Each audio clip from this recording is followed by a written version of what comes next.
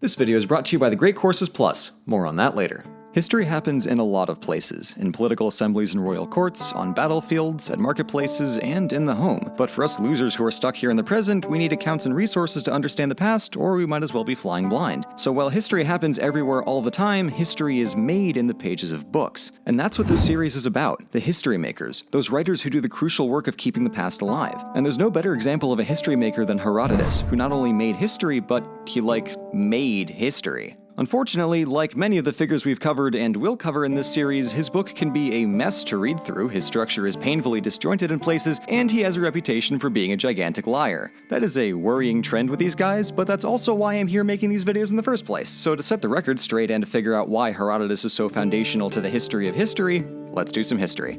Wait, what? You'd think that for a character who wrote so much, we'd have a decent understanding of where this dude came from, but no. He tells us outright that he's from Halicarnassus on the southwest coast of Anatolia, but when is another matter entirely. Historians often date him to around 484 BC, but the reason why is...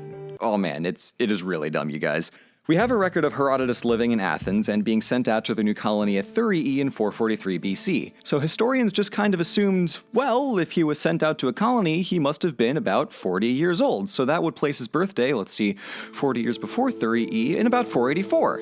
And that's it! That's the reason! I shouldn't need to tell you how abysmal that logic is. Takeaway here is that for all we do know about ancient Greece, there are entire swaths that might as well be blank, and Herodotus' birthday is one of them. Some records show that he traveled around to a lot of different places, but for the sake of sticking to information that we actually, know, we're gonna keep pretty close to the text that Herodotus leaves us. With that in mind, the typical notion of Herodotus is that he was the first person to study the past, and he wrote a book recounting the Greco-Persian Wars. But both of those are only partially true. He wasn't the first writer in the field, and he talked about way more than just Greece. See, Herodotus didn't set out to write history. Rather, he initially wanted to write a travel guide, inspired by a work called The Travels Around the World by Hecataeus of Miletus. That book was a comprehensive look at the lands and peoples around the Mediterranean, complete with this weirdly accurate map of the ancient world. And you can see those influences in the way that Herodotus writes. He's happy to spend entire chapters just telling fun stories about anything from the old kings of Egypt, to the proper technique for wrestling a crocodile, to how much he coughed while hotboxing with the Scythians.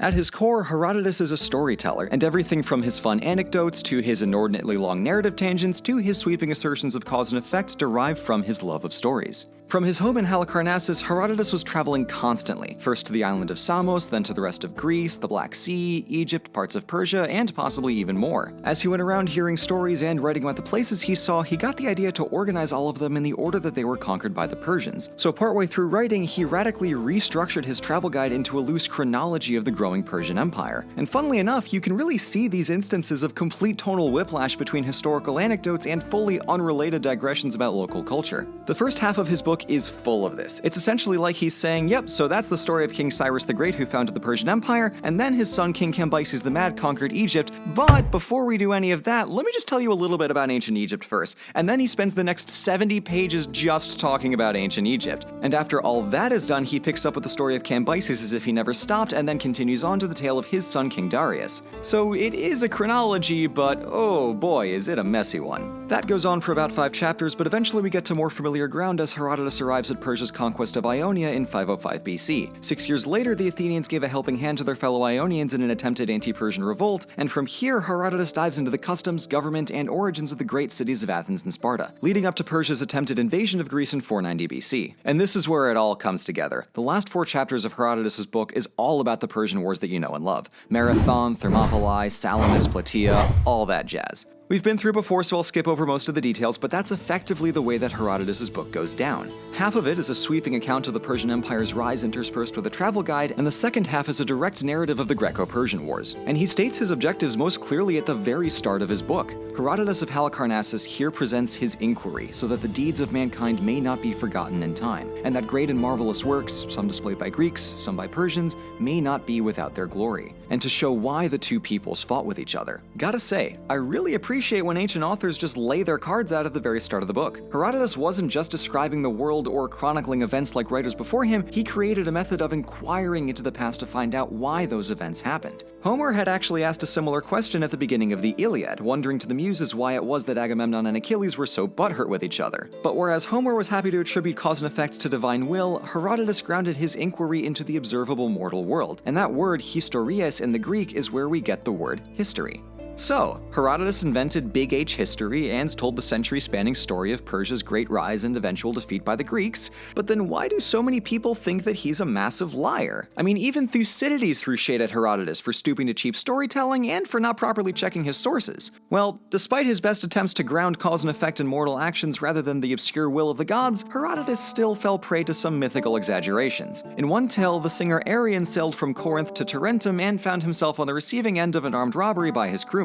They let him sing one last song and then tossed him overboard so that he could go swimming with the fishies in classic mobster fashion, but Orion surprised everybody by actually swimming with the fishes when a dolphin sent by Apollo arrived to escort Arion safely to shore. There's also an account of Persian ants the size of foxes who dug up gold, and other stories of a turf war in Central Europe between griffins and cyclopes, also over gold. So why does Herodotus include all of these weird myths in the middle of a history book? Well, it's in the way that he did his research. He gathered eyewitness accounts, hearsay, and local folktales during his travels, and he was committed to relaying all of the stories that he heard, even when he didn't strictly believe them, and even when they conflicted. He outright says, "In all cases I am bound to report what I am told, but not in every case to believe it." Now, this attitude towards research habits may well give other historians a heart attack, but I honestly respect that commitment to complete information. Unlike the travels of Marco Polo, where all of the embellishments came after the fact, Herodotus captured a complete picture of what the ancients thought their world was like, myths and all. And even so, researchers in the 90s figured out that those giant gold-digging ants were most likely a type of Himalayan marmot that digs up gold dust, and the ancient Persian word for marmot and mountain ant would have been nearly identical to a Greek speaker like Herodotus. The dolphin story is a little more dubious, but there's art in Corinth and Tarentum showing a singer on a dolphin, so it may be an exaggerated story rather than an outright myth or a fabrication. As for the gold-hoarding griffins, yeah, I got nothing.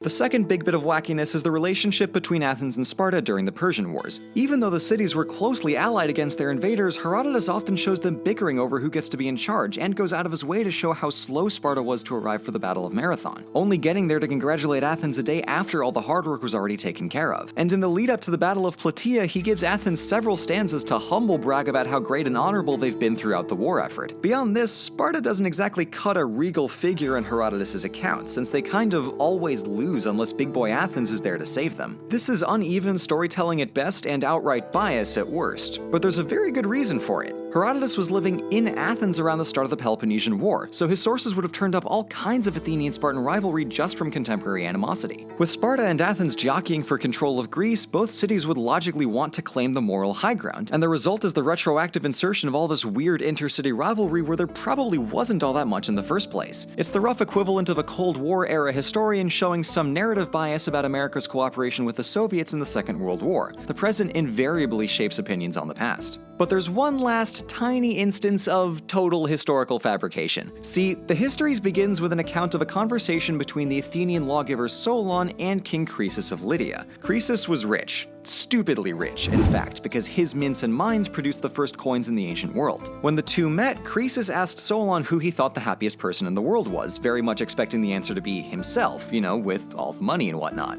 To his shock, Solon's answer was instead some comparatively humble Athenian guy, on the grounds that you can never count a person happy until they're dead because fortune always finds time to screw somebody over. Croesus was obviously displeased, but he would soon find Solon to be all too right, as Croesus hubristically set out to conquer the growing Persian Empire and succeeded only in losing all of his land and money and power. The moral of the story being don't count your empires before they hatch. The main problem here, and it's a tiny problem, is that this whole conversation is, well, categorically impossible. Solon left his native Athens in the mid-590s BC, and Croesus would have been an infant at the time. He didn't even become king until the year that Solon died, so the notion of the two having a full conversation was ludicrous. That begs the question, why'd you put it in a history book?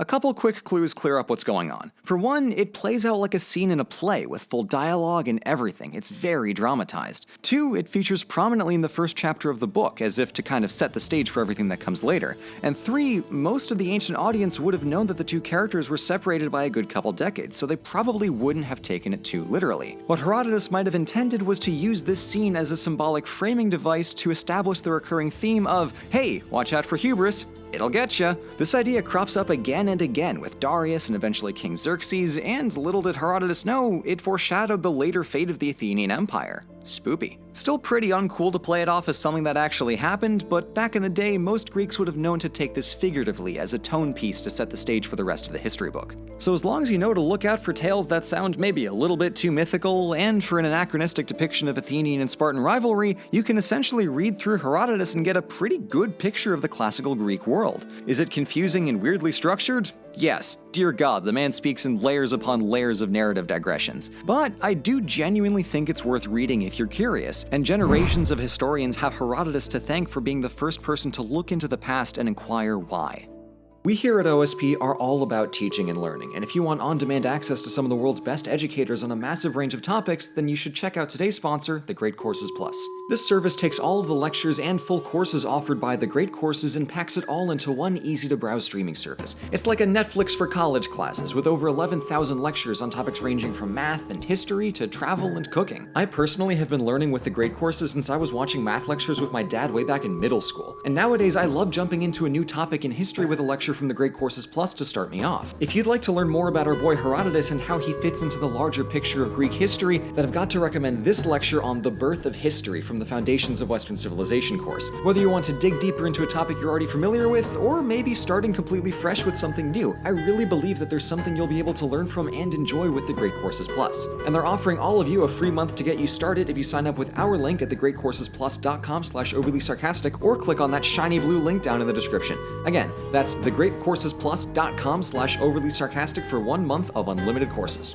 On the subject of the Persian Wars, now that the video's over, I just got a dish on this Pheidippides nonsense. There was no runner who came back to Athens, announced that they won the battle, and dropped dead. That was made up centuries afterwards, and it's dumb. What really happened was that Darius sent his fleet around Attica to attack Athens after the battle, so the Athenian army had to run, exhausted from fighting a marathon, in full armor, all that 26.2 miles to Athens in order to defend it again for when the fleet arrived. There's no reason people should be getting this wrong. It's literally in the book. So if you ask me, it's not actually a marathon unless you're schlepping 50 full pounds of bronze to save your city from a sacking.